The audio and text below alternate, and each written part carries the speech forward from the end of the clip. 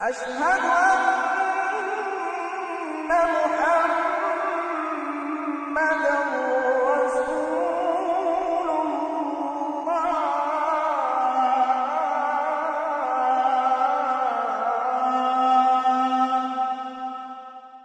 الیس منکم رجل رشید۔ پاکستان ایک ایسے زخمی جاندار کی طرح زمین پر بے حس و حرکت پڑا ہے جس کا خون بہہ رہا ہے اور اس کا خون اپنے بیگانے سب نوچ رہے ہیں۔ یہ انداز بیان شاید کچھ ناظرین پر بڑا گراں گزرے گا، لیکن یہ ہمارے دل کا دکھ ہے جو ایک روگ کی حیثیت اختیار کر رہا ہے۔ یہ اولاد کی محبت میں تڑپتی اس ماں کا انداز بیان ہے جس کا نافرمان لخت جگر اپنی ناروا حرکات اور اپنی غلط کارستانیوں کی وجہ سے والدین کے لیے سوہانے روح اور اپنے خاندان کے لیے جگ ہنسائی کا باعث بنا ہوا ہے۔ پاکستان کا یہ حشر و نشر کسی ایک فرد، گروہ، جماعت، طبقہ، ادارے یا حکومت کی وجہ سے نہیں ہے۔ سچی بات یہ ہے کہ ہمارے سمیت پاکستان کے 22 کروڑ عوام سب اس کی بربادی کے ذمہ دار ہیں۔ البتہ یہ بات واضح رہے کہ گزشتہ پون صدی میں جس کے پاس جتنا اختیار اور اتھارٹی تھی وہ اتنا ہی ذمہ دار ہے۔ عوام کا قصور اتنا ہی ہے جتنا کسی مظلوم کا ہوتا ہے کہ اس نے کمزور اور ناتواں ہو کر ظالم کو ظلم کا موقع دیا۔ عوام پر جو غلامی مسلط کی گئی تھی، عوام نے عارضی اور وقتی مفاد کو سامنے رکھا اور ظلم کے خلاف جد و جہد کی مشقت اٹھانے کی بجائے اسے سہنے میں عافیت جانی۔ ہمارے نزدیک یقیناً عوام کا یہ قصور ہے، اگرچہ اکثریت اسے بے بسی اور اشرافیہ کے ظلم کی انتہا کا نتیجہ قرار دیتی ہے۔ بہرحال اس بات پر تو مکمل اتفاق ہے کہ پاکستان کی اس بربادی میں کلیدی اور اہم ترین کردار سیاسی، معاشی اور عسکری لحاظ سے طاقتور حلقوں کا ہے۔ اس حوالے سے عدلیہ بھی کسی سے پیچھے نہیں رہی جو جرم کی بجائے سٹیٹس کو دیکھ کر فیصلے کرتی ہے۔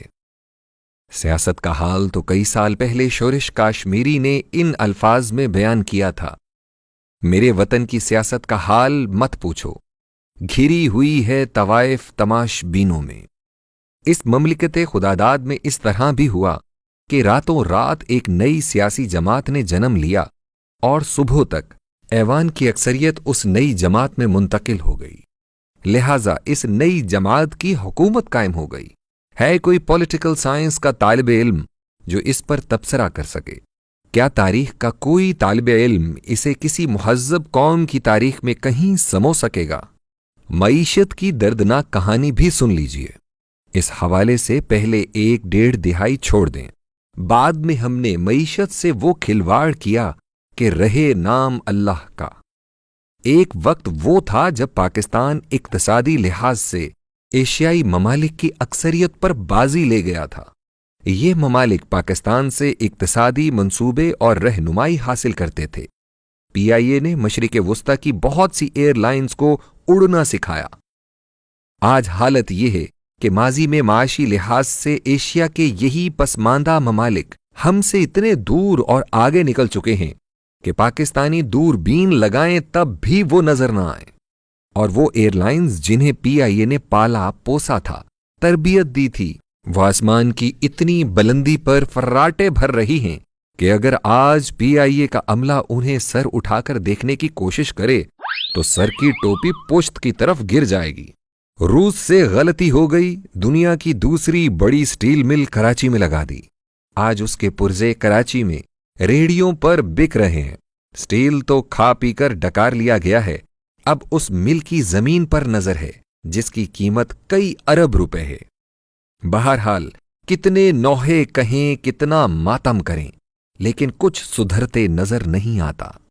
عدلیہ میں نظریہ ضرورت کے موجد جسٹس منیر کو بہت رگیدا جاتا ہے، حالانکہ وہ موجد ضرور تھے لیکن اس نظریے پر کمال بعد میں آنے والے اکثر ججوں نے حاصل کیا۔ بہت سے تبصرہ نگاروں کی رائے میں کئی جج ایسے ہیں جو گیٹ نمبر 4 کی طرف رخ زیبا کر کے پوچھتے ہیں، بتا تیری رضا کیا ہے؟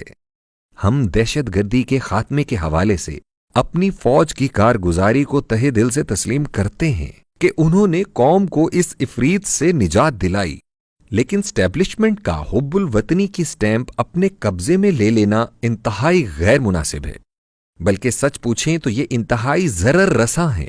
ہر دوسرے دن DGISPR میڈیا پر سیاستدانوں کو سبق پڑھاتے ہیں کہ فوج کو سیاست میں نہ گھسیٹا جائے۔ کتنا خوبصورت ہے یہ سبق، لیکن لوگ الزام دیتے ہیں کہ سیاسی شطرنج پر سب سے فیصلہ کن چالیں GHQ میں ہی چلی جاتی ہیں۔ افسوس اس بات کا ہے کہ ہم میں سے کوئی سبق سیکھنے کو تیار نہیں۔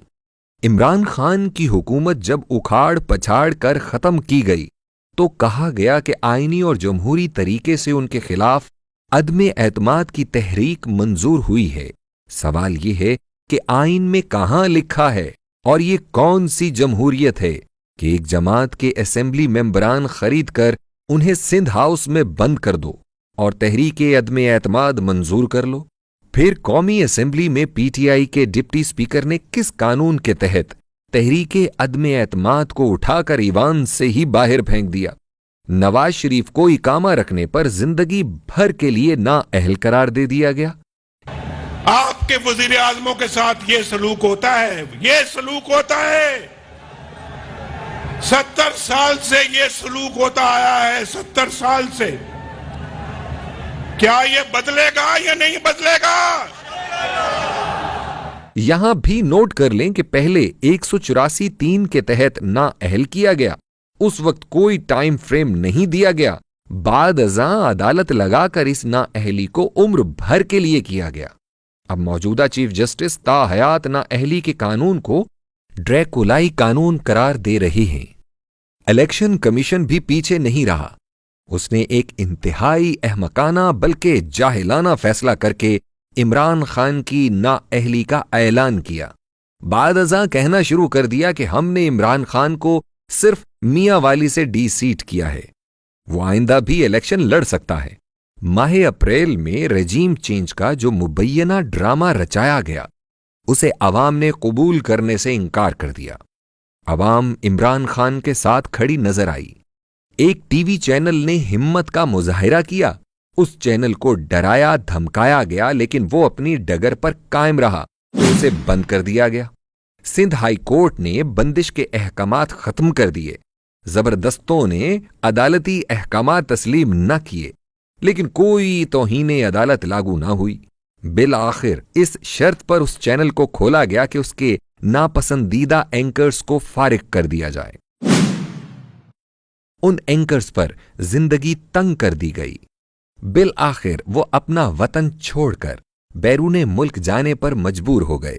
ان میں سے ارشد شریف نے بڑی شہرت پائی، لیکن چند روز پہلے انہیں کینیا میں فائرنگ کر کے مار دیا گیا۔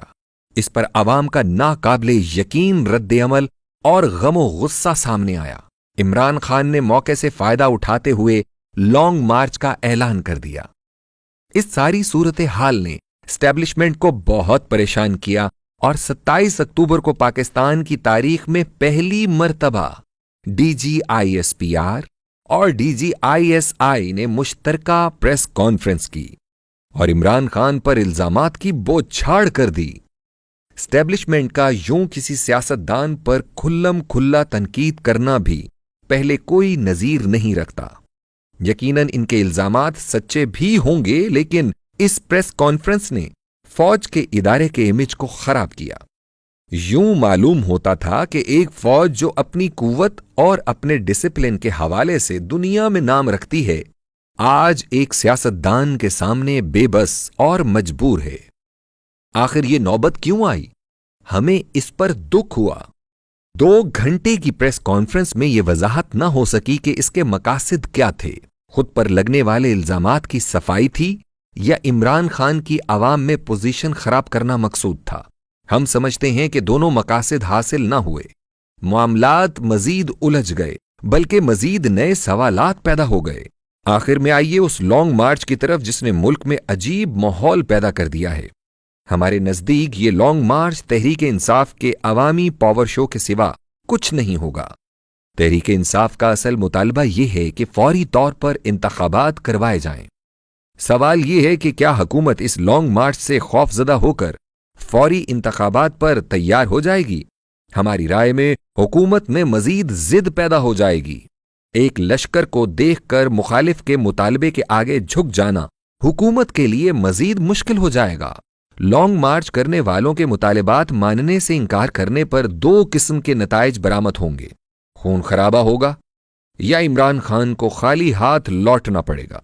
दोनों सूरतों में इमरान खान को सियासी नुकसान होगा। लिहाजा हम ये समझने से कासिर हैं कि लॉन्ग मार्च का फैसला क्यों किया गया। अगर वो हुकूमत को परेशान करना चाहते हैं तो इससे कहीं बेहतर यह है कि पंजाब और केपीके की असेंबलियां तोड़ दी जाएं, ताकि मरकजी हुकूमत के कायम रहने पर सवाल खड़ा हो जाए। लेकिन यहां बाबा आदम ही निराला है। इस सारी सूरत हाल पर हमारा तबसरा यह है कि हम जंगल की मखलूक हैं और कारे सरकार चलाने वाले दिमागी तवाजुन खो चुके हैं।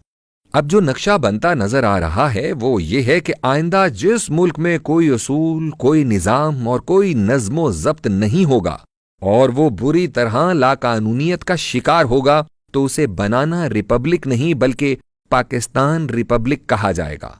अल्लाह ताला हम पर रहम फरमाए, हमारे गुनाह माफ फरमाए और हमें सिराते मुस्तकीम पर गामजन होने की तौफीक अता फरमाए। आमीन या रब्बल आलमीन।